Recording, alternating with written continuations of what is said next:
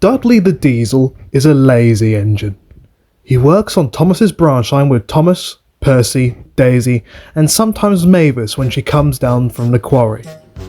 He is a rather lazy engine who thinks nobody helps him when he doesn't need help, and tries to shove his work onto others, which makes them cross.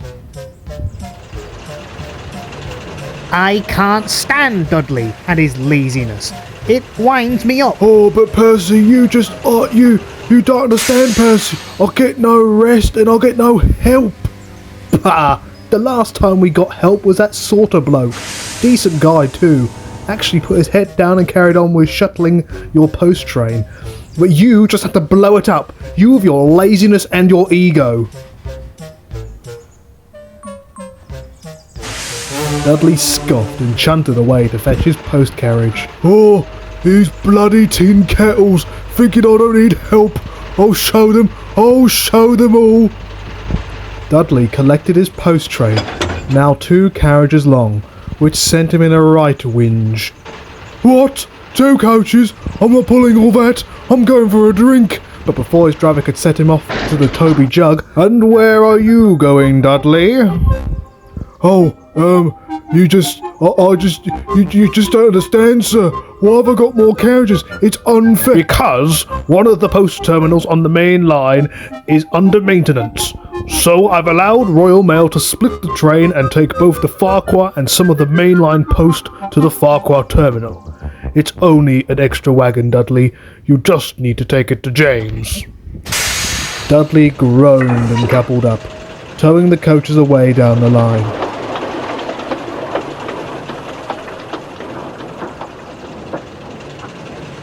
He then saw Toby the tram. Both engines had a proper chance to work together as Dudley was brought in to take Toby's place while he was having his 10-yearly overhaul. Oh, hello there. I'm Dudley. You must be Tony the tram. Toby, but yes. Thomas and Percy told me about you. You've been looking after my work while I was away. How have you been settling into the branch? Oh, fine, mate. Oh, fine. I've been working hard. Been on time too.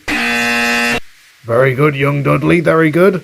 I see you pulling the post train. Oh yes, I need to return their coaches to James, but I'm not feeling all that well. Could you take this to the junction and I'll do any work you're doing today. I'll make sure you're paid extra. Toby, who thought Dudley was a little suspicious as he was working just fine, agreed and took the train on while Dudley scurried away to the quarry. Or so Toby thought. He really just sat in the loop side in train spotting, watching everyone else do their work.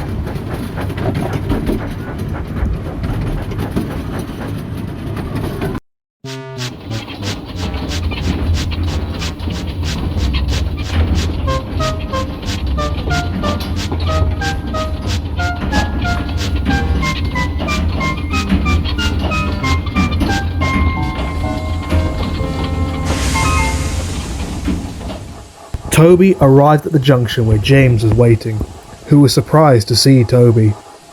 Hello, dirty object. What are you doing on the mail train? Toby, red in the face and exhausted, had no puff to respond. Right, I should have expected this from someone with small driving wheels. I'll come get the coaches. Toby chuffed onto the head shunt, and James took the coaches away on the main line.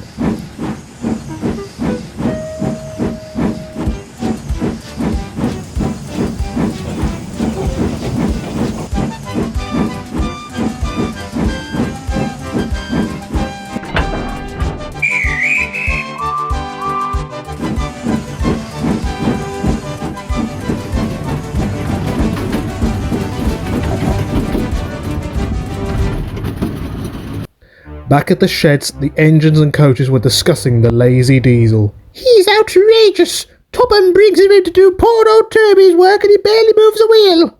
As much as I hate Dudley and his laziness, he did do one good deed, and he got rid of that job centre that was bringing in all those horrible youth.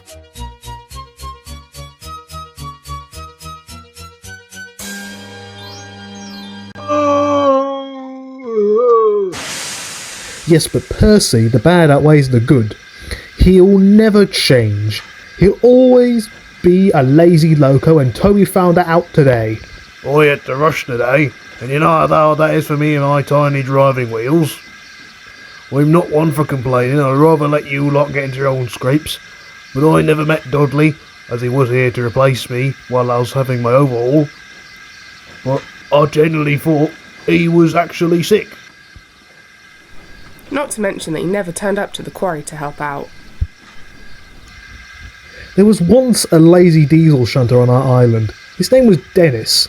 In the end, the fat controller sent him back to the mainland, and he's probably on the scrap line by now.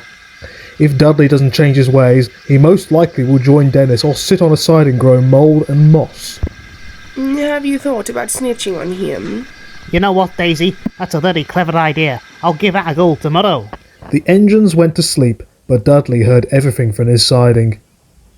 The next morning, Dudley Diesel chanted about in the yard, complaining. "Oh, these engines know nothing. But it's just, I'm always working hard. I can prove I'm not lazy. They don't understand." He then saw Thomas's 3 carriages in the shed, still asleep.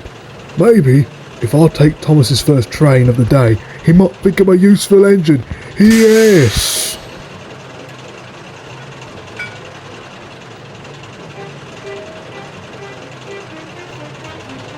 So Dudley roughly clanged into the coaches, waking the coaches up.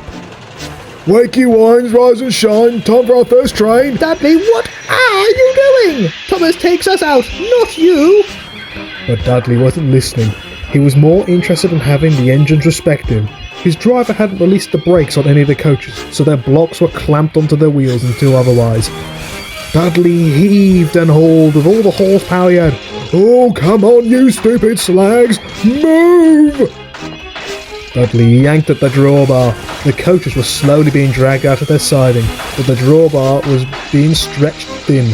The spring finally gave way, and Dudley went flying down the track. "Oh!"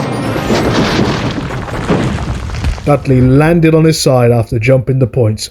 The engine had seen it all now. What are you doing down there, Dudley? It isn't time for a nap. Now, Percy. He's worked hard trying to tow my coaches out the siding, with the brakes on, for about 1/4 mile. The two burst out laughing. Toby couldn't help but giggle at Dudley's misfortune while he grumbled in the dirt. Eventually, the breakdown crane arrived, with Happy Hook the crane.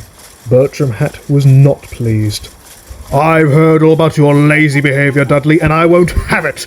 You've had this coming to you when you pushed your work onto poor Toby, which I should remind you is easy work.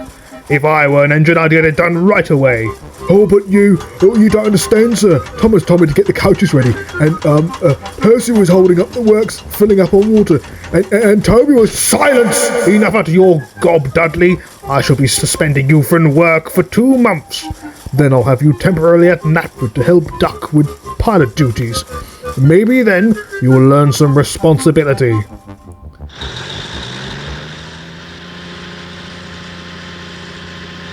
Dudley sat on his low loader miserably as Dart eased away with the suspended engine. After Dudley's repair work was done, he was parked on a siding where he would see the engines hard at work, and where Topham could keep a close eye on him. I think Dudley won't change his ways. Do you?